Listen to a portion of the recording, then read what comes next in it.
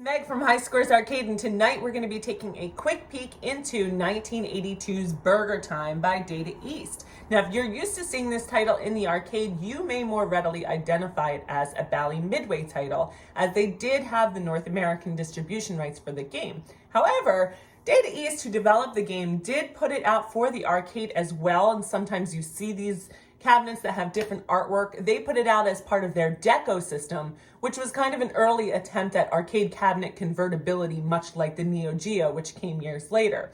The problem was they used pretty flawed technology in that they put the game programming on a mini cassette that, together with the proprietary dongle that the operator had, would load the game on the cabinet for the duration of the day. This proved to not be an enduring technology, so most of the cabinets that you see out there in the wild will be the Bally Midway version, which is much more recognizable with a whimsical and artful cutout of one Mr. Chef Peter Pepper on the side.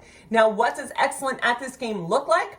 The current high scores board at our arcade is 3.4 million, which seems pretty unachievable for a mortal person.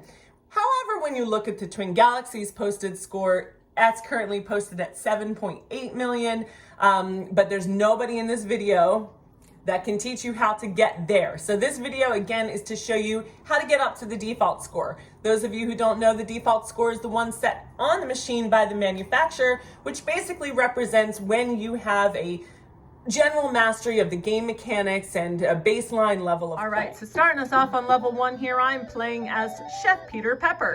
My job is to build 4 complete burgers using the ingredients that you see here on the board. Walking across an ingredient from one side to the next will send it down to a level below me, ultimately into one of these 4 chutes, and when I've completed 4 burgers, I get to go on to the next level. And of course, I have to do so while outrunning and outsmarting my venerable enemies. In this case, Mr. Egg, Mr. Pickle, who we'll meet in the later level, and the always nefarious Mr. Hot Dog. Now, kind of fun for a game of its age, again, this game is from 1982, is your ability to kind of interact with your enemies a little bit. Your movements will kind of tell them where to go next, so you have a chance to lead them along and get them to follow you. I find that grouping them together and kind of having them moving in unison makes them a little bit more of a predictable enemy, so I like to have them kind of moving all together. You can also mobilize them for a few seconds at a time using a shake of pepper, of which you're given 5 to start every game.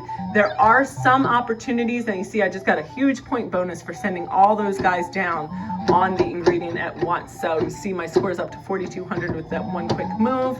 So it is definitely beneficial to get them moving all together if you can, and send them down below. Now that's, here's one of those items I was talking about. Grab that ice cream cone, it's 500 points and an extra shake of pepper. I'm gonna send this guy down.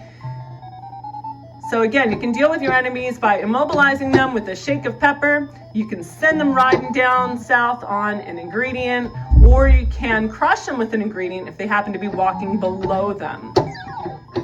Again, they're kind of smart, so your movements will tip them off on where to go next. I'm gonna try to go up and grab that ice cream cone.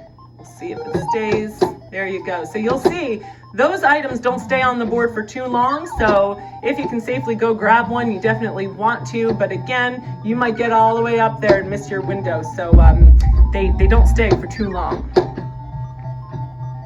So I'm gonna get this Mr. Hot Dog here coming up with me, and send them down.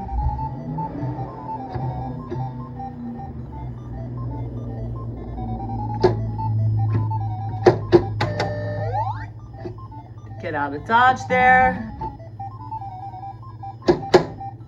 Still looking for a couple extra points here. Send this Eggy down.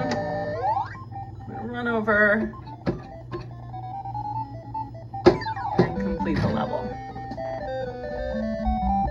For today, thanks so much for watching. If you are new to High Scores Arcade, we are arcade collectors and preservationists with over 160 games in our collection here in Northern California. A portion of them are playable at our public arcade in Alameda, California, in San Francisco's East Bay. We collect, protect, and share back the classic games of the 1980s and early 1990s. And if you want to be a part of this mission or even just watch, we invite you to like, subscribe, share our content. And if you'd like to donate toward our preservation efforts, you can always do so at highscoresarcade.com/donate. Thanks so much, and we will see you next time.